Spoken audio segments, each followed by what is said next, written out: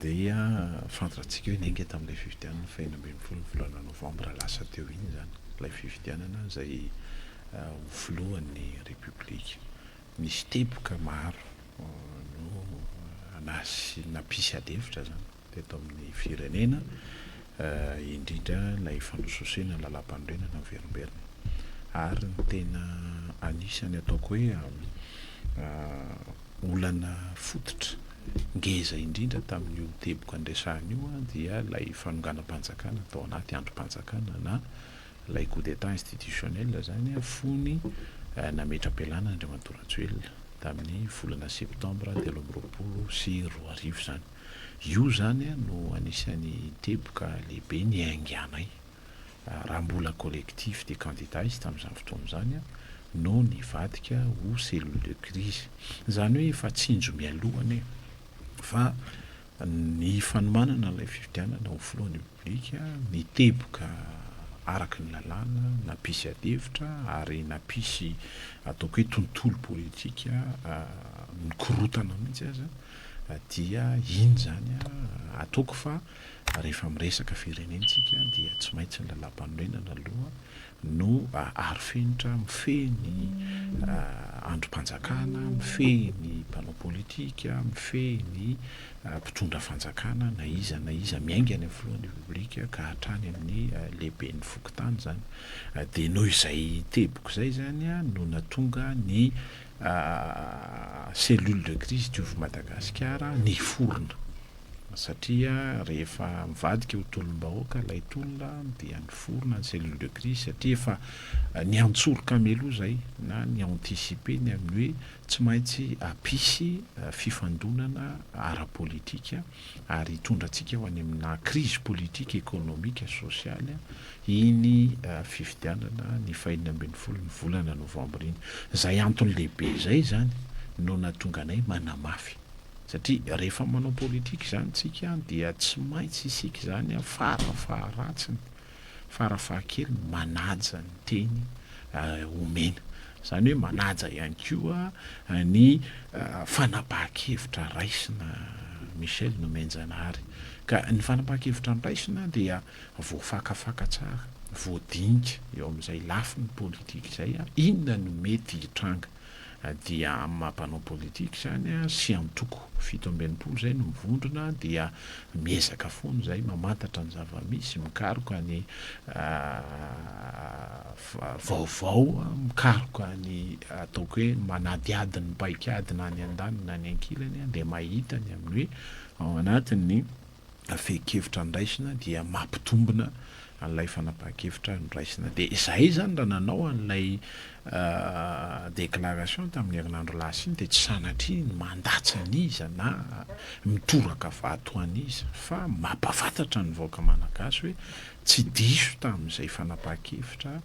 no raisinay izay cellule de crise diovy Madagasikara fa mikaroka foana fa olana ho an'ity firenena ity. Rehefa jerentsika ny raharaha zany raha iverenana dia ny hoe tsy mampiova ninninona tamin'ny tontolo mbola niainantsika tamin'ny fahinina ambin'ny folo ny volana novambra. Ilay tontolo niainantsika tamin'ny fahinina ambin'ny folo ny volana novambra dia hold-up électoral hozy zay. Le tontolo niainantsika dia fraude électorale hozy zay. Le tontolo dia corruption électorale ary politique spectacle. Zany hoe lay tontolo amin'ny fanaovana politika eto Madagasikara zany niainga tamin'ireny vanim-potoana ireny dia maloto raha izay no ilazana azy. Tena lasa maloto ny raharaha politika eto Madagasikara dia rariny loatra zany raha isika ve dia mendrika ny lalao ao anatina raharaha maloto fa tsy fotoana ve ifanitsina hitondrana ady hevitra politika anarenana an'ilay firenena zany. Dia izay no natonga an'iny fanambarana iny zany Michel Nomenjanary mbola marihako tsara tsy fitoraham-bato iza na iza fa fitenenana ny zavatra marina manoloana ny raharaham-pirenena zany ary indrindra anentanana ny vahoaka malagasy Michel Nomenjanary na amin'ny hoe izay tontolo maloto izay mihitsy no tokony ifoazany ny olom-pirenena tsirairay avy zany manoloana ny raharaha politika eto Madagasikara. Roapolo zany ny vovonana firaisan-kina le azo lazaina hoe mipetraka tena ho mpanohitra ao amin'ny antenimieram-pirenena.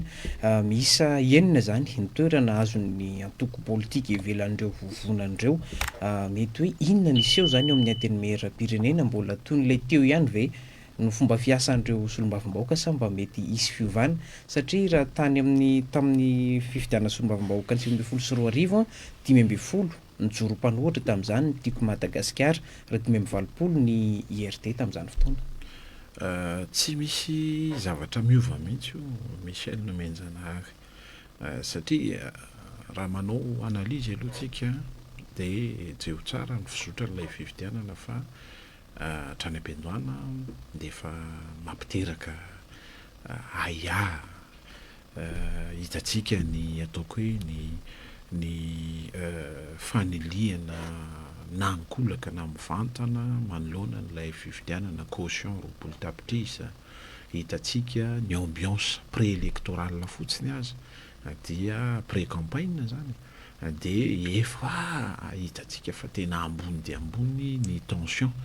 na tamin'ny fanoherana na tamin'ny mpitondra fanjakana. Ny ao anatin'ny samy mpitondra fanjakana ny ara-mahitsika ny amin'ny fihetsika ohatra raisiko zany hoe Ramatoa Kristina Razanamasoa fandraisantsika amin'ny rahalahy teto angambany tamin'ny volana mars nga tsy diso reny rehetra reny zany reny tension rehetra reny dia ahitana taratra ny amin'ny hoe na ny ao anatin'ny mpitondra fanjakana na lay ivela mpitondra fanjakana mpanohitra dia misy fifandonana mahery vaika mialoha amin'ny fampelezan-kevitra fotsiny. Dia ao anatin'ny fampelezan-kevitra jereo tsara fa tsy misy afa-tsy ilay ataontsika hoe politika spectacle na ny an-dany na ny ankilany tsy nisy ny vohevitra fa avy hatrany dia ny fanehoan-kery avy hatrany spectacle avy hatrany fizarana koveta mialatsiny fizenja trandrana hatry amin'ny ila fizarana mofogasy na akondro na sy ny sisa zay zany lay style de campagne nisy teto Madagasikara. Dikan'izay tsy misy fiovana mihitsy zany ary ilay fahazahoany mpitondra fanjakana amin'izao fotoana izao an'ilay 20 député 70 district ny azony fa 80 zany total ny député ny dia mazava loatra zany fa tsy vaovao zany tsy mbola nisy mpitondra fanjakana teto Madagasikara ka tsy nahazo ny maronisy zany. SVM ange tsy nandrava ny izy teo ny antiny parlementaire fa raha jerenao ny candidat TGV na ny Irmara tamin'izany fotoana zany moa zany dia nahazo majorité izy fa tsy hainy ny antoko TGV zay ny orona tao aoriana n'ilay fifidianana zay tsy ho adintsika tsy tamin'ny alalan'ny SVM no nilatsahana Andriamatoa Rajaonarimampianina fa tamin'ny alalan'ny TGV sy Mapara. Dikan'izay zany tokony tazona n'ilay maronisy ny Mapara maronisy 570 fotsiny ny azon'ny tiako Madagasikara tamin'ny 2013 fa ny Mapara nanana maronisy raha aina Andriamatoa Rajaonarimampianina zany no nitazona n'izay ilay vovonana ny aingiany zay inona moa ny disadisa mifanendrena prime ministre tamin'izany ihany koa ny zarazara nisany Mapara 1 sy Mapara 2 fa efa tao anatiny ny voanjara Mapara 1 sy Mapara 2 tadidinao tsara angamba fa raha ohatra ka nanaiky an'ilay maronisa zany Andriamatoa Rajaonarimampianina filohan'ny Republika ka nanolotra prime ministre na Mapara 1 na Mapara 2 nitambatra dia mazava loatra zany fa tsy niteraka n'ireny conflit politique interne reny ao anatina plateforme fa ny tena lojika dia tokony nandrava parlementaire Andriamatoa Rajaonarimampianina ary nitady maronisa zay tokony ho azy zany raha nanangana ny SVM misy zany moa zany erreur stratégie politique tamin'ny fotoanandrony fa raha iverenantsika zany zava-misy amin'izao fotoana izao dia tsy mbola nisy mihitsy mpitondra fanjakana tsy nanana majorité teto Madagasikara. Rehefa vakinao lalam-panorenana amin'ny article 54 zany dia mazava loatra fa mbola ireo député 20 ireo vondrona maro anisa no anendriny premier ministre lehibe gouvernementa ho avy eo zany mazava loatra fa lay ataoko hoe pseudo opposition satria zay mihitsy aloha zany da zava-misy zay nanao démagogie politique hoe azotsika majorité parlementaire de tsy zay ny zavatra nitranga aloha zany fa roa amby roapolo zany ny fanoerana reto ataoko hoe ny indépendant zay misy hatramin'ny dimapolo mahery ny district azo ny roa amby dimapolo ny district azony reo zany zao no iompana ny sainy maro aiza ny toerana misy andreo roa amby dimapolo indépendant reo dimy amby dimapolo indépendant fa 52 district zany azonareo satria nisy nanao podroko izy de dikan'izay zany raha iny valim-pifidianana provisoire iny dikan'izay zany dia mazava loatra fa tsy maintsy hoarahany sainy rehetra zany ny toerana misy an'reto candidat indépendant reto ny olana fotsiny amintsika amin'ny fomba fanaovana politika eto Madagasikara zany de mazava loatra fa tsy mahatoky ny antoko politika misy eto Madagasikara intsony ny olo-pirenena tsirairay avy ny antony ilazako an'izany de tsotrany amin'ny hoe raha lay tendance amin'ny fahavitrian'ny olona mifidy dia mbola azo ambara hoe tena latsaka ambany dia ambany zany 7.3 isan-jato no resahany seni fa mampiaya tena mampiaya be zany nolay hold-up sy fraude électorale resahantsika eto foana tena zay marina ve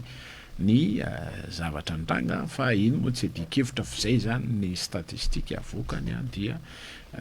irangetra manaiky zany fa rehefa jerenao ny zava-mitranga zany de misy 7 isan-jato zany malagasy tsy maneho hevitra mihitsy mpifidy io misy 7 isan-jato zany malagasy tsy maneho hevitra mihitsy dikan'izay hoe nanaraka ny hevitra ny cellule de crise hoe asa fametraha-panontaniana apetraka amin'ny olona rehetra sa inona no antony zay le ataoko hoe absence à la vie politique eto Madagasikara zay zany de zay zany no ikaroam-baolana am'izao tsika miteny zao Michel no menjanahary fa raha ny zavatra hitranga aloha araky nefa nambarako foana zany hoe fa maninona no io ny résultat de ny fifidianana basika foana bazika foana ny fifidianana de rehefa jerena za anisany ataoko hoe nitondra famakafakana mihitsy makasika ny 20 district zany fa rehefa tena jerenao le 20 district dia mazava loatra fa bazika le fifidianana tany am'izay toerana tsy nisy ny firaisankina dia ny indépendant no nandresy rehefa jerenao zany zavatra misy tany am'izay toerana nisy ny firaisankina de mifandanja teo ny firaisankina sy ny mpitondra fanjakana ny irmar zany de zay zany misy irmar tena resy ny indépendant de misy ny irmar sy ny firaisankina raha jerentsika ny samy resy de misy koa nefa samy nahazo toerana ray raha ny tanàn-dehibe zany mihoatra ny 320 000 électeurs no resahana raha ny tany amin'ny renivohim-paritany aloha maromaro ihany no toerana azon'ny mahaliotena nisy ihany no azon'ny fanoherana zany hodirantsika iny rehefa avy eo fa ny mahakasika an'ilay hoe tahampavitrian'ny olona mandray anjara amin'ny fifidianana raha navoaka ny seni aloha ny talatalasa teo de 7.7 isan-jato no tahampavitrian'ny olona zany zay nahitana fiakarana raha nitady tamin'ny fifidianana solombavam-bahoaka ny 2024 zay 7.7 isan-jato nefa mbola azo lazaina hoe ambany zany raha mihoatra ny 20 isan-jato izy azo lazaina hoe fa nahitana nefa nefa nandray anjara avokoa zany reo candidat nanentana ny olona tsy handray anjara tamin'ny fifidianana filoham-pirenena sao nareo mpanao politika mihitsy no mila fiovana zany amin'le fomba fiady amin'ny fandresen-dahatra ny vahoaka malagasy fandraisanao toy ihany mahakasika an'ilay hoe fampirisihana ny olona fizarana zavatra lasa tsy nefitra no mibaiko fa lasa fampelezanetana raha nambaran'le candidat anankiray zay mihitsy moa zany toy ny ahoana zany mety hoe fanovana hoentin'ilay cellule de crise du Madagasikara le fomba fanaovana politika eto Madagasikara satria na tiana na tsy tiana de mbola ao anatin'ilay hoe mpanao politika malagasy aloha zany nareo le mbola tsy azo antoka ho ny vahoaka malagasy ho anay zany de zay inge no anisany ataoko hoe lokanady voalohany aloha de ny fiverenana amin'ny tany tandalana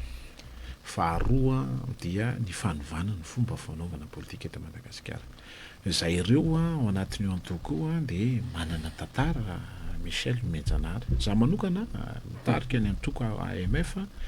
dia ben'ny tanàna tamina commune plus de 45 000 population. Fa nanomboka nanaovako politika dia tsy mba niditra mihitsy tao anatina pratika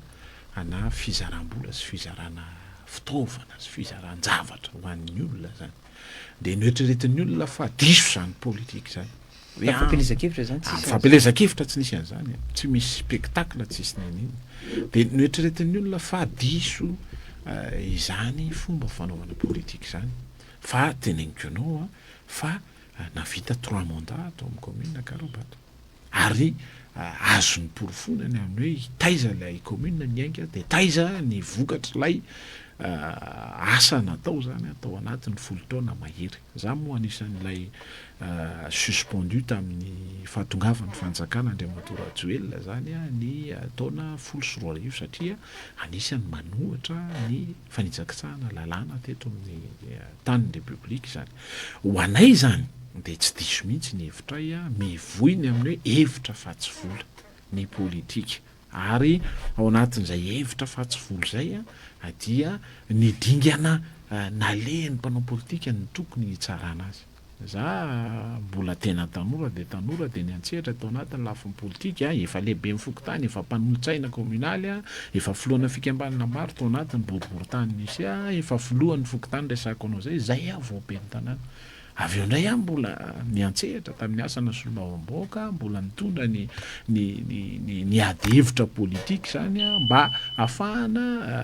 mampivondrona ny olona hitovy fomba fijery ary hitovy fomba fiasa. Amiko zany dia ny fanovana ny fomba fanaovana politika eto Madagasikara dia anisany dingana tsy maintsy atao. Ary anisany ataoko hoe tsaokevitra tsy maintsy voaboasana satria io ange zao ny azany lecturako rehefa mamaky an'ilay fifidianana farany teo iny zany dia tsotrany amin'ny hoe resy tanteraka aloha zany hoe tena en phase de dégradation totale zany ny firaisakiny. Izy ny firaisakiny sy teny izy ny firaisakiny HVM izy ny firaisakiny misy antoko vaovao ohatra ny ATT ny izy ny firaisakiny ny APMM ny Tiako Madagasikara. Dikan'izany izy tsy manaraka ny hevitry ireo zany aloha ny olom-pirenena mpifidy eto Madagasikara. Mazava be zany. Faharoa dia todika nandenakany tsy miankina ny olona fa le tsy miankina koa mbola azo zaraina tsara rehefa atao zany ny analizy. Misy tsy miankina ao zany zay amina alalana onjapeo no nitondrany fanabeazana olom-pirenena nandritry ny taona maromaro. Raha isitsika ohatra le fivoy zany manana toerana maromaro izy distrika vitsivitsy zay efatra zay azony izy ireo. Dikan'izay zany dia tsapa zany misy etaeta avy any amin'ny olom-pirenena tsirairay avy any amin'ny distrika misy azy hiala ao anatiny ty pratika politika ty mauvaise pratika politika misy eto Madagasikara ty zany Michel Menjanary. Dikan'izay zany zay lay ho anay cellule de crise dia miteny foana zay hoe ho alternative amin'ny fomba fanaovana politika eto Madagasikara zany hoe manova ny fomba fanaovana politika. Fa kosa mijery ny zava-misy amin'izao fotoana izao dia hoe tsika tsy manana vahaolana fa tsy ny fiverenantsika amin'ny tany tan-dalàna aloha. Fisika izao aloha dia miaina ao anatin'ny tany tsy tan-dalàna. Dia ny mpitondra fanjakana misy amin'izao fotoana izao ny amakiana azy dia tsotra ny amin'ny hoe transition unilatérale zany hoe mitondra fahefana mitanila zany ny mpitondra tamin'ny alalan'ilay hold up électoral Michel Menjanary. Izay zany tsy maintsy hitondrana fanovana eto Madagasikara mba ahafahantsika miverina amin'ny tany tan-dalàna, mba ahafahantsika manova an'le rafitra noresahanao taria am-piandohana. Raha hanova rafitra tsika dia tsy maintsy teny ifampiarana zany. Raha hanova lalam-panorenana tsika dia manomboka izao tsy lalam-panorenana hoentina antoko politika ao anatina rejima fa lalam-panorenana tena eritreretiny vahoaka malagasy hoe ity ny mety manakaiky ny toe-tsainy sy ny kolotsaina ananany ary hitondra marina vahaolana amin'ny lafiny politika. Za zany dia mbola manindry foana ny hoe lafiny politika dia tsy maintsy ny fitantanana politika, la gouvernance politique aloha no manaraka avy eo lay gouvernance économique sy lay gouvernance sociale ao anatin'izay ny développement zany au niveau an'ilay firenena. Ka raha tsy zay zany no dingana andanantsika miala ao anatin'izao fahaloavana zao, satria azadino Michel no menjanahary fa rehefa jerenao ny salanisy misy amin'izao fotoana zao dia efa tena ao anatina pauvreté extrême Madagasikara, zany efa tena mahantra tanteraka ny malagasy. Ny firenena moa zany tsy horesana. Firenena nefa tsy mahantra fa ny firenena manana ny ranomasina, ny masoandro, manana ny tontolony, manana ny ranomasina, manana ny toerana azy voleny eto aminy, manana ny areny ambanin'ny tany, manana zany rehetrany zany raha i Madagasikara resana fa mahantra ny malagasy ao anatina pauvreté extrême amin'izao tsika miresaka zao, miaina ao ambany $10 dimy isan'andro ny ankamaroan'ny malagasy dia mazava loatra zany fa tena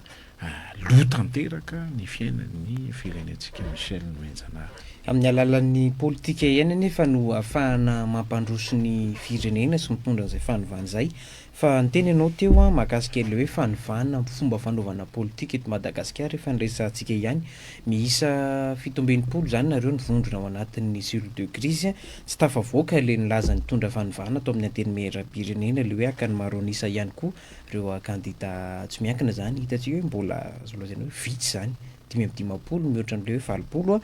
miainga atao amin'ny cellule de crise zany mety ohatraiza ilay hoe fanovana ho tanteranareo manomboka aiza izy io dia inona ny tena fanovana tena ilana maika anavotana ny firenena zany sa hoe taky anao hetsika ihany aloha zany le cellule de crise fa tsy andray anjara amina fifidianana nefa tadio fa amin'ny alalan'ny fakana fahefana ihany no ahafahana manovarafitra zay nambaran'ny kandida platsako fidiana teo tany amin'ny fanoherana toanareo ihany. Ho anay zany dia efa narosonay ny tolotra hoe ny tolotra dia tsy misy aloha fa-tsy ny fiverenana manontany ny olom-pirenena amin'ny alalan'ilay vovonan'ny olom-pirenena zany na ny atao hoe sommet des citoyens. Fa ny conflit politique misy amin'izao fotoana zao azadino ao anaty crise politique tsika Michel no menjanahary. Zany hoe taoriana n'ilay fanonganam-panjakana anaty androm-panjakana, taoriana n'ilay fanitsakitsana lalam-panorenana miverimberina dia zay voalazako zay hoe ny vokany zany dia fitondrana mitanila ny misy eto Madagasikara. Jereo tsara tsy mandeha ho azy fotsiny zany fa jereo tsara ny fihetsika ataon'ny vondrona rehetra manohana Madagasikara eo amin'ny lafiny fampandrosoana, eo amin'ny lafiny mahaolona, eo amin'ny lafiny ara-toekarenana, eo amin'ny lafiny fanohanana fitantanana ara-bola sy ny sisa, ohatra hoe ny FMI, ohatra hoe ny Banque mondiale, ohatra hoe ny communauté internationale amin'ny ankapobeny zany dia maneho an'izay fihetsika politika ny amin'ny fanoherana amin'ny toe-java-misy eto Madagasikara. Hitantsika tsara fa ny faiky problème, hitantsika tsara fa fonds élargi de crédit zany problème, hitantsika tsara fa ny ataoko hoe ny fanohanany ohatra hoe ny Union européenne eto Madagasikara dia manao déclaration mazava izy ny amin'ny miala ao anatin'ny fanohanana Madagasikara manoloana ny fitantanana tsy mahomby ara-politika sy ara-économique eto Madagasikara. Zany hoe ny zava-misy amin'izao fotoana zao zany dia azo andrefisany amin'ny hoe tena tototra tanteraka ny fanjakana, ny mpitondra fanjakana malagasy amin'izao fotoana zao na dia mandesy amin'ny alalan'ilay fifidianana feno osoka sy natao amboletra ary izy dia manana olana sedrainy amin'ny lafiny politika manerana an'izao tontolo zao sy ny fisokafany amin'izao tontolo zao. Dikan'izay zany tsy maintsy izay nefa no arenina meloa zany dia ny politika anatin'ny fanjakana. Politika anatin'ny fanjakana dia ny tontolo andraisan'ny rehetra anjara amin'ny raharaha politika. Ka ho anay cellule de crise zany ny vahaolana dia hoe tsy maintsy solution politique, zany hoe tsy maintsy miditra ao anatina dialogue politique tsika. Fifampiresana, fifanankalozan-kevitra hikarohana vahaolana. Ny olona eto Madagasikara manko rehefa mifampiresaka dia zay foana satria zay ny zavatra mitranga Michel no menjanahary. Zavatra mitranga teto Madagasikara za anisany nandray anjara tao anatin'ny dinika politika 2012 ny voatsika zany tao anatin'ny tondrozotra na nivoantsika zany a tamin'ny 11 septembre izay na 13 septembre izay 2011 raha tsy diso a dia namoahana ny tondro zotra zany nidirantsika tao anatin'ilay tetezamita ny raha mitantana. Lay tondro zotra nidirantsika tao anatin'ny tetezamita ny raha mitantana dia voadinika tsara fa teo amin'ny lafiny fampiarana n'lay tondro zotra no misintona ny tombotsoany a zay te azo tombotsoa tandrify azo manokana tamin'izany fotoana zany de Andriamatora Rajoelina. De iny zany a natonga atsika tsy tafavoaka tao anatin'ny dinika politika nisy teto Madagasikara. Tsy nisy zany ny fiverenana tamin'ny dinika politika ohatra hoe 1.770 zay noterena mihitsy ny mpanao politika malagasy tamin'izany vanim-potoana zany amoaka tsaokevitra iombonana ivoahana amin'ny krizy. De tsy nisy zay tamin'ny 1.7 dia hitatsika io fa mivaralila aty aoriana zany lay fitantanana ny fiainam-pirenena. Ny zavatra andrasana zany amintsika amin'ny teny zao vuany zany hoe pression au niveau ny communauté internationale, pression au niveau ny fifandraisantsika bilatéral na multilatéral satria efa pression zany satria ny teti-bolam-panjakana ny firenena malagasy ange de miantehitra amin'ny Fonds monétaire international miantehitra amin'ny firenena hafa-tsika afahantsika manodina ny raharam-pireneny tsy mahaloka raha mampiasa mpanjakana ny firenena malagasy raha tsy miankina amin'izany vondrona manohana Madagasikara zany ange ny olana misy eto Madagasikara. Dikan'izay zany zao fanjakana zao de voatery tsy maintsy mandeha makany amin'ny dinika politika. Marieko tsara zao fanjakana zao de voatery tsy maintsy mandeha makany amin'ny dinika politika. Na nieritreritra le fanjakana hoe ho deuxième tour lay fifidianana législative dia tsy izay ny zavatra mitranga. Mety mihevitra izy hoe mandresy tao anatin'ilay fifidianana législative fa tsy adininy de hoe mipetraka atran'ilay hoe hold-up électoral io fanjakana zay mampisalasala ny rehetra ny fijoroany am'izao tsika miteny zao satria hitatsika nge raha ny relation internationale nisy zany dia aisko ohatra la France anisany nameteboka mazavany amin'ny tokony irosoana ny dinika. Jereo sadaika hatramintsika miteny zao tsy mamoaka résolution finale tamin'ny fifidianana fahenina ambin'ny folo ny volana novambra lasiny. Zao tsika miteny zao mbola tsy miteny sadaika hoe inona no ambarany par rapport amin'io élection io. Ary miteny fonga vondron'olo hoe rehefa tsy nareo malagasy ny samy resy lahatra iroso amina dinika politika sarotra aminay ny manery. Rehefa tsy misy fifandonana ara-politika eto Madagasikara de sarotra aminay ny mitarika anareo andeha makany amina famoahana tondro zotra iombonana ialana amin'ny olana politika zany. Zany ny zavatra mitranga am'izao tsika miteny zao Michel Rabert de raha ho anay zany cellule de crise de hozy izay hoe miroso any amin'ny dinika politika mirosotsika amina fametrahana. Mety ho tanteraka ve zay dinika politika zay raha mbola hoe misiriziry tsy mety an'izay nefa le eo amin'ny mpitondra fanjakana efa nisy tany aloha tany le hoe fikaonandoam-pirenena nkasainy avy amin'ny fanoherana fa ohatrany tsy nety misy le teo amin'ny fitondrana fa tanteraka ihany fitarajoelona ny mandahana. Ny zava-misy am'izao fotoana zao dia efa tena manery ny mpitondra fanjakana tsy maintsy roso any amin'izany dinika politika zany tsika. Mety mbola misalasala izy, mety mbola mihevitra izy hoe satria zay foana manko ny olana eto Madagasikara nge lay firaisan-kina iza moa no mitondra olana amin'ny lafin'ny olona zany. Olana Andriamatoa Marc Ravalomanana sy olana Andriamatoa Rajoelina no nisy teto. Fa rehefa vakinao ngaraha zany resy tanteraka io Andriamatoa Marc Ravalomanana. Dikan'izay zany tsy manana moadiry zany Marc Ravalomanana amin'ny dialogue politika zay irosoana aorinan'izao. Mbola olon'ireo foana mantsy mazava loatra fa tsy manana moadiry zany Andriamatoa Marc Ravalomanana satria zay foana nge conflit personnel no lasa conflit politique eto Madagasikara. Fa rehefa jerenao zany zay nge natonga anay mba andray sakan-drahara de ho hitatsika eo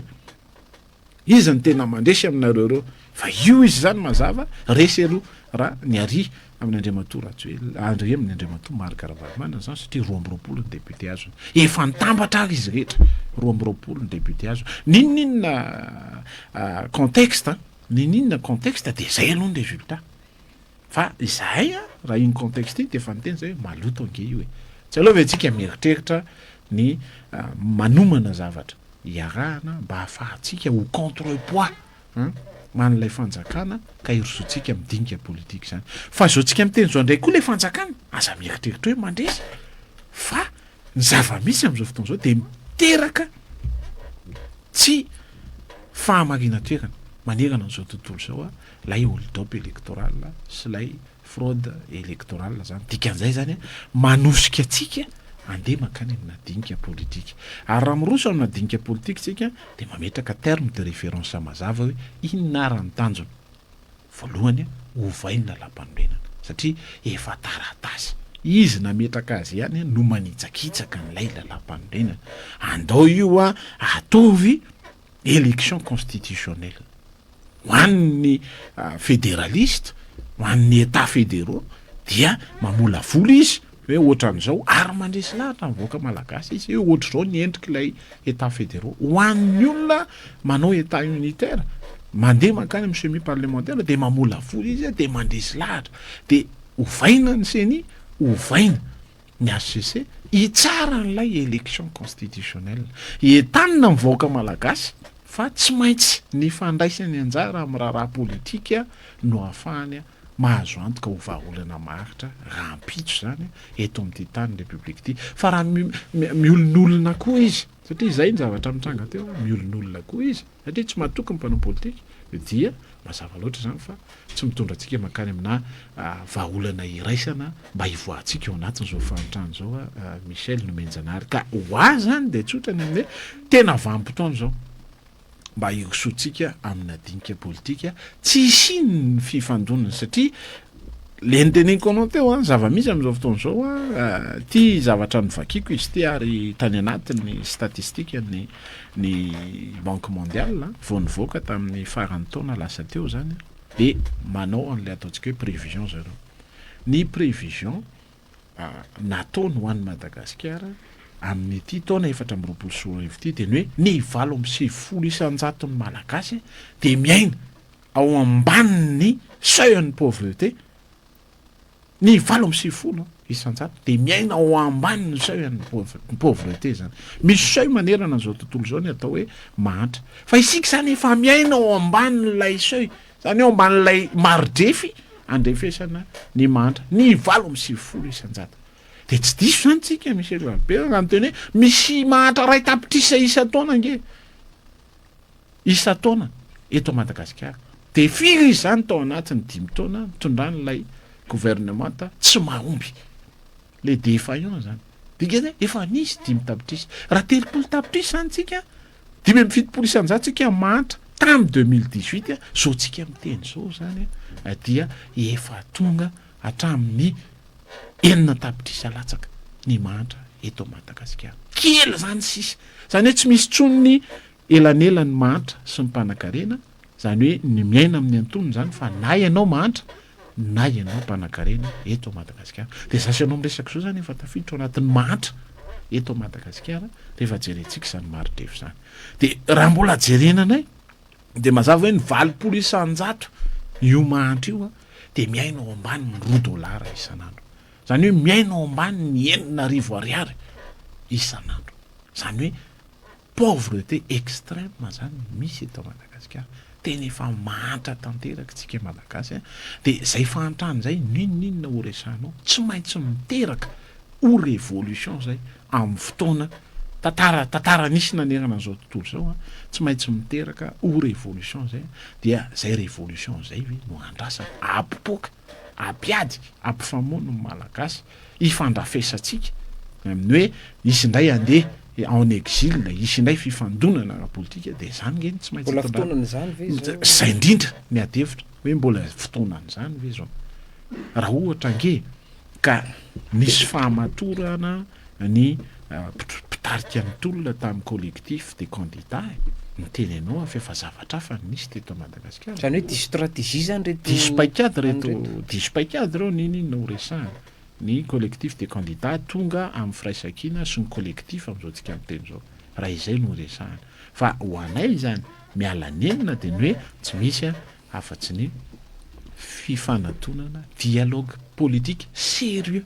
satria zay de ho sarotiny am'izany ny atao hoe dialogue politique sérieux dia tena mipetraka andatabatra mieritreritra ny tombontsoa ny voaka malagasy aloha fa tsy mieritreritra ny tombontsoa ny mpanao politika eto a Madagasikara zany ka raha mieritreritra ny tombontsoa ny voaka malagasy Andriamatora Rajoelina ninona ho resahantsika manoloana ny hold-up sy manoloana ny fraude électorale sy ny sisa ataony amin'izao tsika amin'teny zao io dia misy fotoanany daholo nge Michel Albert ny rahapireneny misy fotoanany daholo nga raha politique PDB nge ny mpitarika politika no nanenjana teto amin'ity zao tontolo zao ty fa rehefa vakina ny tantara zany isan'ny nianatra politika nanao science politique fa rehefa vakina ny tantara rehefa jerena ny tantara tsy maintsy tonga amina finalité dia manao révolution ny olona iandren'izany ve ifandona ve ifandratra ve isika nefa memantra mesahirana rehefa jerentsika nefa ny voisin io zao ny 77 millions de dollars nanaovana ny Barea 77 millions de dollars nanaovana aisytsika zany zao mindrana terrain tsy Sud-Afrique tsika mindrana terrain satria maninona tsy valideny olona tsy homologueny olona ny terrain nataony mpitondra fanjakana misy amin'izao fotoana zao zany nge mifototry ny olona eto Madagasikara de aisytsika zany amin'ny téléphérique amin'izao tsika miteny zao raha mitenitsika ny amin'ny hoe tsy zany kosa ny priorité misy vahoaka 7.9 miaina amin'ny maridefo manitra indrindra eto Madagasikara manerana zao tontolo zao de maninona tsy zany no vahaolana hoenty mpitondra fanjakana ny fanoanana ny tatsah ny fanoanana ny fanabeazana ny fanoanana ny fahasalamam-bahoaka sy ny sisa fa any amin'ny téléphérique tsika no mitrosa 150 millions d'euros de amiko angamba tsy zany kosa de miendrika an'izany hoe voaka malagasy amin'izao taona 2024 zao Michel Nomenjanary amiko angamba tsy zany ny tokony ho vahaolana fa izahay cellule de crise raha miresaka an'izany dia tena ataoko hoe ankitso-po zay le hevitra fa tsy amboletra tsy amin'ny alalan'ny hery na amin'ny alalan'ny vola fa ny hevitra no entina amin'ny hoe vanim-potoana zao tsy maintsy hitondrantsika fanovana ny fomba fanaovana politika ary izaho anisan'ny modèle tsy possible mihitsy zany hoe firenena na tanàna na distrika tsy azo atao mampandroso azy azo atao mampandroso azy miainga amin'ny finiavany mpitarika aloha voalohany indrindra satria raha ny tanàna ny ainako mbola nahazaza hatramin'ny nahatanora ka nahavitako fianarana dia mialatsiny fa azo atao nanala azy tao anatin'ny 9 taona tao anatin'ny 8 taona tao anatin'ny 12 taona rehefa misy paikady sy programma mazava rehefa resy lahatra ny olom-pirenena tsirairay avy naizanaiza faritra hitondranao azy tinge mazava fa tsy resy lahatra ny olona tamin'ilay hevitra satria fitopolo isan-jato tsy mandray anjara fifidianana fa raha resy lahatra ny olona hoe tena zao ny dinganao alehantsika ao anatin'ny 10 taona anarenantsika firenena mialatsiny fa ao anatin'ny 10 taona azo atao ny manarina firenena raha toka manana plan manana programma manana stratégie ary adoben'ny olona rehetra ny olom-pirenena miadobe hoe zany kosa no izy ndao tsika hiaraka isala ary manana chance ny olona rehetra mba hiasa manana chance ny olona rehetra andray anjara ao anatiny zany fampandrosoana ny firenena zany zay nge no andrasana ary zay nge niasa ny mpitondra fanjakana fa inona ny asa mpitondra fanjakana eto Madagasikara mampatanjaka azy ny ananany 4-4 ny anaovany afera ny rana ny volamena tsero ny anaovany zany ny mpitondra fanjakana misy eto Madagasikara tsisy misakana ny olona tsy hanao an'izany raha zany amin'ny ara-dalàna fa kosa ho amin'ny tombontsoan'olona manokana sy amin'ny tombontsoan'olombitsy de zany ange no toeriny zany ange no hitondrana fanoelana eto Madagasikara hoe tsy mendrika an'izany kosa ny vahoaka malagasy niza mpitondra manana an'izany ataoko hoe comportement sy mode de fonctionnement zany de toeriny zany tsy azo ekeny zany ampiombona ifampidinika andatabatra boribory andravonana an'ireo disadisa politika izy zany hoetreretina hitarika an'ilay fampidiniana atao eto amin'ny firenena satria raha mitondra fanjakana de mety hoe iaiky ny mpanao politika any amin'ny fanoherana fa hoe tsy azo antoka satria olona lany tamin'ny osoka alatra ny hitarika anay ampivondrona ny finiavana aloha zany manosika ny mpanao politika rehetra ny finiavana ny tokony hanosika ny mpanao politika rehetra ary amiko na ny mpitondra fanjakana za manana didy amin'izany Michel Nomenjanary tsy hoe mpitondra fanjakana izy de tsy afaka hitondra adevitra politika eto amin'ny firenena afaka tena mitondra ny adevitra politika izy rehefa manaiky izy fa tsy maintsy miala ao anatiny zao fitantanana fahalovany zao tsika dia mazava loatra zany fa nampitondra fanjakana na FFKM na izy ka tena irosotsika nydinika hoe tinge ny fototry ny olona nge de mifanitsakitsahana na lapanirena na verimberiny fototry ny olana ne de mifanitsakitsahana ny lalany fototry ny olana nge de ny fomba fitantanana tsy mahomby zany nge ny fototry ny olana eto Madagasikara ka rehefa manaiky ny mpitondra fanjakana hoe eny ary fa midingitsika mba ahafahana miala am'izany fototr'olana zany dia misokatra ny adevitra politika izay teneniko izay hoe mazava en terme de référence ifampiresahana tsy hoe andao iroso amina tetezamita ho amina toerana zatsizatsy fa andao iroso amina tetezamita fa ny tanjona dia ny anovana ny lalam-pandrenana eto Madagasikara zay anankiray ny tanjona de niverenantsika amin'ny tany tandalana ao anatin'ny vanim-potoana inona no ahafahantsika manao ny tanjona de iverenantsika amina fifidianana demokratika mba tsy isiny ny fifandonana ara-politika miverimberina misy eto Madagasikara de zay nge lay objectif dikan'izay zany de manana devoir mihitsy mpitondra fanjakana satria azadino fa inafo ao ambonin'ny lohany mpitondra fanjakana misy am'izao fotoana zao ny passeny ny 5 taona lasa ny 10 taona lasa de vainafo ambonin'ny lohany mpitondra fanjakana Michel Nomenjanary ka zay vainafo zay na roviana ka mbola mirehitra dia tsy maintsy andorony lohany dikan'izay zany tsy aleo ve misoroka an'izany vainafo andoroloha zany de en'izao toy zay iandry fifandonana ifamonony malagasy samy malagasy eto satria zay teneniko zay ninona zavatra mitranga tamina firenena rehefa mauvaise pratique politique rehefa misy ny ataontsika hoe ino dizy teo système dictatorial na ny fitondrana zay tena jadona dia tsy nisy manerana zao tontolo zao ka tantara ka tsy niady tamin'izany dikan'izay rehefa miady amin'izany nefa de tsy maintsy fifandonana tsy maintsy raha latsaka tsy maintsy fifanenjehana ara-politika misy mihitsy azy famonoana anaran'olona raha ny tantara no jery ianao mpanao gazety fantatro fa anisan'ny mandalina an'izany de famonoana anaran'ny tena noho zany antony zany ta teoriana de zany ve mbola tiatsika iverenana zany ve mbola iaina amin'ny Madagasikara ny ainan'ny olona 200 taona lasa ny ainan'ny olona 100 taona lasa ny ainan'ny olona 520 taona lasa mbola iaina ny Madagasikara lalam-panorenan'ny gouvernement des États-Unis zao tsika miteny zao de 200 taona efa mahery azy 200 taona de amendement vitsy no natao tao anatin'izay 200 taona zay fa manaiky an'io lalam-panorenana io na izy na droite na gauche any États-Unis de manaiky an'io hoe io zany lalam-panorenana de ketsika io de io no tanterahana fa ny fomba fanaovana politika sy ny programme politika sy ny fomba fitantanana no samy manana ny style na démocrate izy na républicain izy zany angeny tokony ho lasitra politika misy eto Madagasikara fa isika tratra n'izay système dictatorial zay zatra n'izany fomba fanaovana politika na zatra teto Madagasikara zany de varimbarina ny firenetsika misarabazana malagasy samy malagasy mifandona rehefa tranga ohatrao tena teneniko ianao Michel Rabera fa Michel Nomenjanary azafady fa rehefa mamaky an'le résultat nge ianao misy député nge kalany 2500 voix 2500 voix nalany azy ho solom-bava-mahoaka représentatif ave zany légitime ave zany amina district anankiray tena za tena tsy afeniko anao fa tena zao zany ve sisa ny fanaovana politika eto Madagasikara amin'ity tsy teny an'le district fa anjaran'ny misy ihany koa ny candidat tokana tany amin'ny district anankitelo 100% lasety mara daholo raisakina daholo lasa ny Irmara zafady lasa ny Irmara daholo dikan'izay zany mbola izany ve satria zay teneniko zay tany am-pendoana de fa tsy misy mahazo manao reto ihany ny candidat de petraka ampandrara petraka zany zay indépendant ka mba nieritreritra hoe anao fa tonga de zay ny baiko tsy misy mahazo manao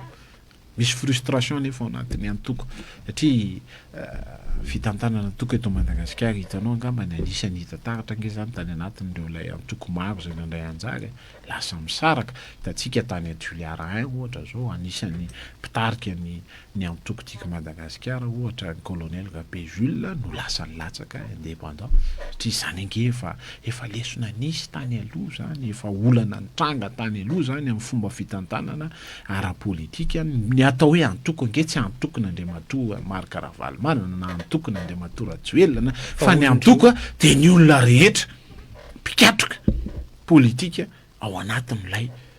parti politika zany ny alako tiako Madagasikara za anisan'ny niala tsy ho tiako Madagasikara ary za tsy pro Marc Ravalomanana fa misy cause foana nanoanako Marc Ravalomanana fanonganana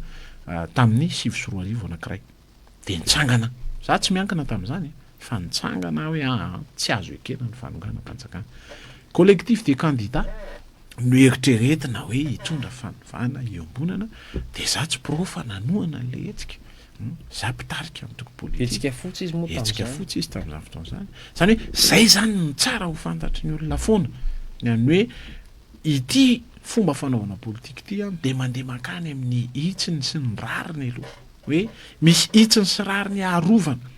dia ny lalam-panorenana ny lalàna manan-kera tsy azo ekena kosa ny filatsahana Andriamatoa Rajoelina tamin'ny article 42 zany indiscutable zany karaha tonga ambony latabatra de mbola hopatsirivina n'Andriamatoa Rajoelina zany enao nge vazaha za manokana raha Zaki Maxime Ngalasiany de tsy menatra ny miteny an'izany hoe enao nge vazaha karaha vazaha ianao dia mazava loatra fa tsy omeny lalam-panorenana malagasy ilatsaka ahoana ny reparena an'izany mba ahafahantsika mitodika mandeha makany amin'ny fampiarana ny demokrasia eto Madagasikara fampiarana ny lalàna eto Madagasikara efa lesiko zany de ahoana ny anarenana an'izany zay ny adihevitra eto amin'ny firenena fa tsy adihevitra ny amin'ny tsy tiako Rajoelina tsy tiako Marc Ravalomanana na fa fotokevitra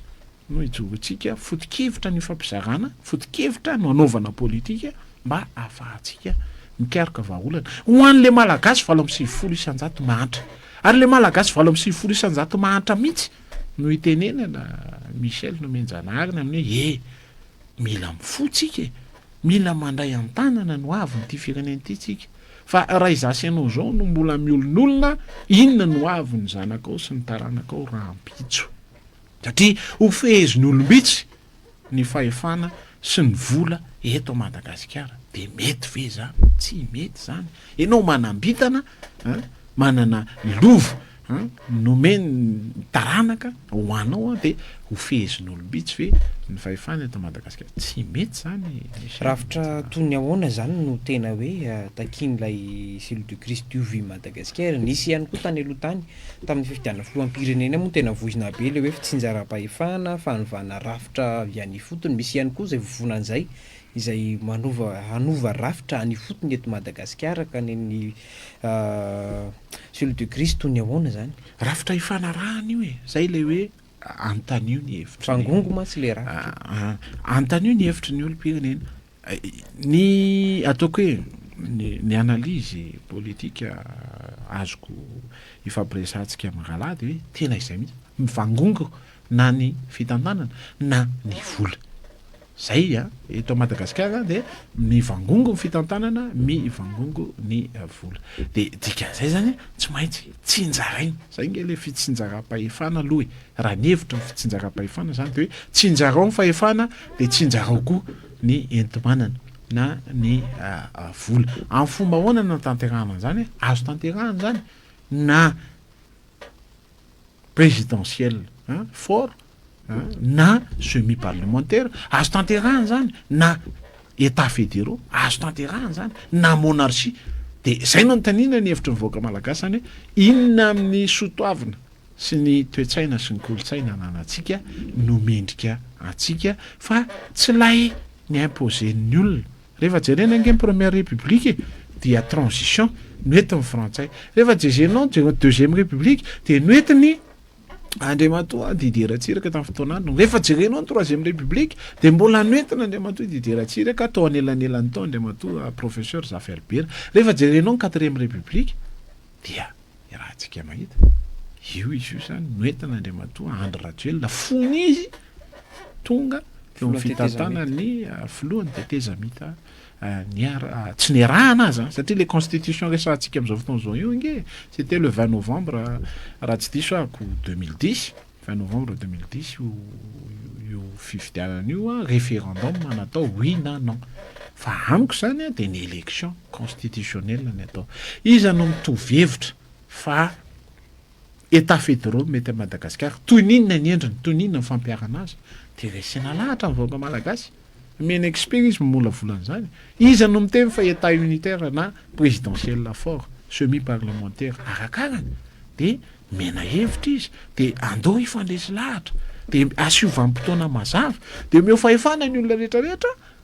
alala ny amin'ny hoe inona no andrasany dia sokafo ny hainao manjery eto Madagasikara zany anisan'ny adevitra ameo fahefana ny olona rehetrarehetra azo ny vaovao marina eto Madagasikara ahafahany mahalala hoe inona ny andehanany ho amin'ny raha pitso zany nge anisany adevitra fa tsy hoe akatona indray ao anatin'ny vanim-potoana fifidianana dia akatony ny atsy fa miteny an'izao na akatony ny arifa miteny an'izao na idio ny arifa misy an'izao zany amiko efa pratika politika mauvaise pratique politique tsy tokony hiverina eto Madagasikara tsony Michel Nomenjanary dia izay le adevitra politika zany lay sao de hoe midika tsy fahamatorana eto Madagasikara lay fiovana foana lay lalam-panorenana satria nisy ho firenena lehibe ny tenenao teo ny Amerikana teny hoe mbola tsy niova izy fa manjato taonany mbola io ny lalam-panorenana mandroso izy lay Madagasikara nefa 80 taona nazona fahaleovantena fa efa niova lalam-panorenana inefatra sao de hoe tokony eo no atsaraina aloha amiko zany ny eo no atsaraina manko izay teneniko anao zay ny tantara noentin'ilay régime foana ny lalam-panorenana fa tsy niainga tamin'ny naim-pony ny vahoaka malagasy zany rehefa jerenao nge guerre de succession nge no nahatonga ny fanovana lalam-panorenana tany États-Unis dikan'izany tao anatina vanim-potoana tena nikaroka vahaolana ny rehetra zany hoe inarany mety andaminana anty tontolo politika aty États-Unis ty dia niteraka ny adevitra dia nitsangana ny nindrisy teo ny république tamin'izany fotoana izany dia io ny lalam-panorenana ny fanarahana dia nianatra koa nge reny olona reny nianatra nanaja an'izany nga moa zany tonga ho azy fa nianatra nanaja ny lalàna nisy tao aminy ny olona rehetra ary zay nge lesona amin'ny fitantanana politika dia ny hoe misy lasitra aloha hifanarahana hifampifehezana na ao anaty fiarahamonina io aza na ao anaty fokotany io aza dia misy fitsipika aloha hifanarahana misy lasitra hifanarahana ity rangano hitantanana amin'ny fokotantsika zay ihany koa dia isan'lesika satria olona avy any ambony no mandrafitra an'ilay izy fa tsy fantatry ny vahoaka mbola miteny frantsay ara le lalàna dia tsy indrindra zany rehetra zany zany adevitra misy eto amintsika hoe inona azy raha iresaka tsika amin'ny politique d'éducation nationale inona ny politique d'éducation nationale tena mety amin'ny vahoaka malagasy raha iresaka tsika n'izany le politika agricole ohatra inona ny politique agricole mety amin'ny malagasy raha iresaka tsika anio santé publique io inona ny tena mety sahaza ho atsika inona ny asan'ny fanjakana resahana fotsiny any anatin'ny lalam-panorenana amin'ny hoe maimaim-poana ny fahasalamam-bahoaka fa inona amin'izany no miatra amin'ny fanatanterahana eny amin'ny isam-batan'olona tsy misy resahana foana ny amin'ny hoe tsy maintsy tena tsy maintsy tereny lalam-panorenana amin'ny hoe io lalam-panorenana io dia manery ny olom-pirenena ampiana janaka fa aiza be dia be tompoko ny zanaka amin'ny vahoaka malagasy manerana Madagasikara no voatery tsy maintsy mandeha manampy ny raisiny reniny no ninona no lay ity fahantrana extrême resantsika ity tafahoatra resantsika ity zany ny zava-misy eto fanjakana nefa ny tokony hitondra vahaolana maharitra amin'izany ary tsika ngena azo tombono Michel Nomenjanary satria ananatsika ny ranomasina ananatsika ny tany azo volena ny fiainantsika malagasy manomboka maraina amparivon'ny andro misy masoandro ny rivotra ny rano eto Madagasikara 1 million de mètres cubes andray ma-technicien no resaka 1 million de mètres cubes par seconde amin'ny veriny ranomasina fa tsy haitsika no mitahiran'izany tsy atsika no mampiasa an'izany ho any ny tombontsoa ny isam-batan'olona zany ny fototry ny olona eto Madagasikara ary zany no andresena lahatra ny voaka malagasy hoe mila manova fomba fanao politika sika ary ny fanovana fomba fanao politika miaingy amin'ny olom-pirenena tsirairay avy Michel Galbera de terentsika ty fanjakany ty tsy maintsy iroso any amina ady hevitra politika fa rehefa nivoaka malagasy no miteny hoe zay kose ndaotsika iroso amin'ny ady hevitra politika manomboka eto zay aza anaovanareo demagogie tsony hoe efa voninao ny vola fa avy hatranytsika de miasa avy eo ndray ilay tompon'andraikitra niara-ny asa taminareo amin'ny Covid mialatsiny ava za direct gadrainareo 20 taona fa izy ara nanome baiko zanaky vangaindrano iny Michel Menjanaka fa izy ara le nanome baiko hoe avoay ara marina an'izy ahoana ny raharaha écran plat ahoana ny raharaha kolikoly tao amin'ny fitsarana zay mbola kandida ndray le olona ary lany misolom-bavamboaka zany rehetra zany iny adevitra politika eto Madagasikara zany ny tokony ampieritreritra ny tsirairay avy hoe fa izy tsika ty tsika ty hoe sanatriny zany any amin'ny firenena baranany sy tandalana samy manao zay tiany samy manao zay ho afa ny sakosa mba nisy ny fanarahantsika teto tamin'ny lafy ny fitantanana ara-politika zany de amiko fotoana angambo zao satria rehefa nasio tamin'ny olona rehetra ny amin'ny hoe io ary sa moa de anisan'ny tena alefaso alefaso mandresantsara fa hitanareo fa ity de tsy ampy méchance anareo mihitsy ho amina règle démocratique zany fa tsy maintsy ataony ny fomba rehetrarehetra azahoany fandresena de io nasehony mazavy io hoe manana 20 izy nareo tsy manana fa tsy 20 ary tsy miankina tompoko amiko tsy manao politika tsy miankina tsy tokony hanao politika zany anisany ady hevitra tokony hoentina eto amin'ity firenena ity fa na ianao miditra anatina antoko politika de mandray anjara la vie politika eto Madagasikara dia manentana ny olona ianao ho mpikatroka politika aleo ny raharaha politika ho an'ny mpanao politika misy lesoka teto Madagasikara manaiky an'izany fa aleo ny raharaha politika ho an'ny mpanao politika dia mandray lesona ny rehetrarehetra ho amin'ny ho avy misy exemple azo atao eto Madagasikara afahana mampandroso amin'ity firenena ity ary zay mbola vonany amin'izany za tena mbola anatin'ny fahatanyrako tanteraka mbola tena azoko tenenina hoe tena vatony ihany nandray anjara ato anatin'ny lafin'ny politika fa manana vision kosa mieritreritra ny amin'ny tsy mendrika amin'ny Madagasikara ny toerana misy azy amin'izao fotoana zao ary mbola misy mpanao politika mpitarika ny toko politika mieritreritra n'izany tombontsoa iombonan'izany fa tako ny politika spectacle tako ny politika spectacle de zay no anentanana ny olom-pirenena hoe manomboka zao raiso ny koveta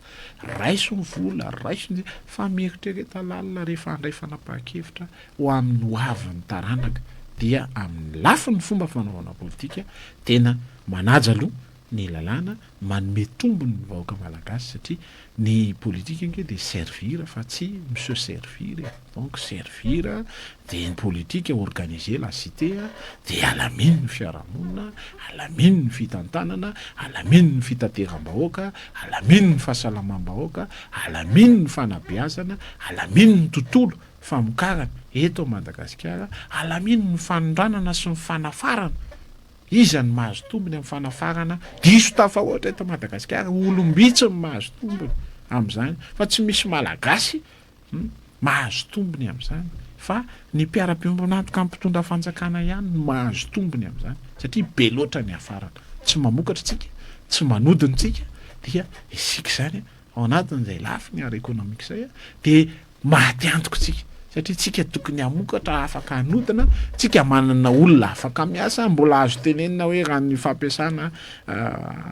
olona eto Madagasikara de mbola anisany mora indrindra zay mahatonga Maurice manafatra malagasy miasa anaminy zay mahatonga ny Corée du Sud amintsika miteny zao anafatra malagasy hiasa anaminy satria mbola mora zay mahatonga ny malagasy lasa manao fuite de cerveau any amin'ny firenekafa any Canada any Sénégal misy malagasy daholo manampahaizana satria maninona croiser les bras aloha zay ivoaka tsy manome chance ho anay ny mpitondra fanjakana mba afahanay mitrevona mba afahanay mitondra ny anjara birikinay ho amin'ny fampandrosoana amin'ny firenena. Tapitra sahady ny fotoana nahafahana andresaka teto a niotra killer na mety oromarika any moa ny teknisianina tasy ambadika tasy a rehefa miantsonga am'izay eto amin'ny efatra am'zato tebokavalo de manantena ny atongavanareo solo de crise hatrany a fotoana zao hitondrana hafatra ki Maxime Maralaise eno mpandrina nasionaly ny solo de crise diovy Madagasikara. Ho anay cellule de crise diovy Madagasikara dia mikaroka vahaolana foana Michel Nomenjanara araka ny efa nomeko teo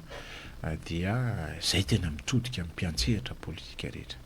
Ny mpitondra misy amin'izao fotoana izao ny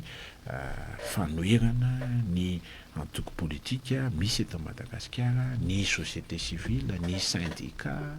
ny amin'ny hoe communauté internationale, ny amin'ny hoe mitsoka tanteraka ny fiainam-pirenena amin'izao tsika fampiresaka izao aminay dia tsy misy vahaolana afa-tsy ny dinika politika. Dinika politika tena amoatsika an'izay tondrosotra izay na izay terme de référence izay hoe lalam-panorenan'ny République fahaefatra efa taratasy sisa voahosohoso tanteraka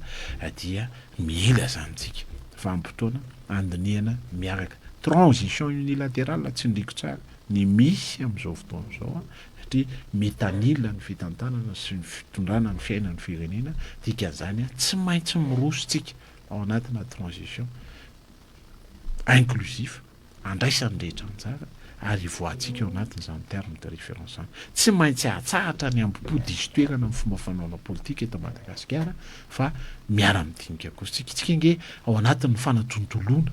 amin'izao tsika miteny izao hoe dia tsy afaka miolon'olona Madagasikara ka hijanona amin'ny toerana misy azy fotsiny dia ato anatin'ity Madagasikara 195,000 kilomètres carrés ity fa tsy maintsy tsika misokatra amin'ny any ivelany raha tsy manana politika mitombona sy azo tsapahitanana tsika dia tsy afaka manarina an'izao firenena izao. Ninona zany démagogie politique resahana dia ratsy ny malagasy tsiraray avy mihitsy ny samy resy lahatra fa mila miala ao anatin'izao fantrano izao dia tsy tanteraka ny ahafahantsika manana nofinofy Madagasikara milamina sy Madagasikara azo iainana sy Madagasikara manana ny tandrify azy sy ny sahaza azy tsirairay avy Madagasikara milamina ny ranony sy ny jiro ny mampiteraka resabe amin'izao tsika miteny izao Michel Nomenjanara zay zany ilay Madagasikara tatafintsika amin'ny vanim-potoana toy izao amiko tsy resaka manofy fa azo tsapahitana satria efa niaina tao anatiny zany vanim-potoana ny tondra zavatra sarotra ka namoaka azy tao anatina fahombiazana zany raha ny mpiantsehatra politika mitondra resaka zany amin'izao tsika miteny izao dia amiko zany tsy nofinofy mihitsy ny ahafahantsika miala ao anatin'ny fahantrana fa azo tanterahana mila kosa nefa ny fandraisana anjara ny rehetra dia misaotra amin'ny fanasana ry mankasitraka hatrany ny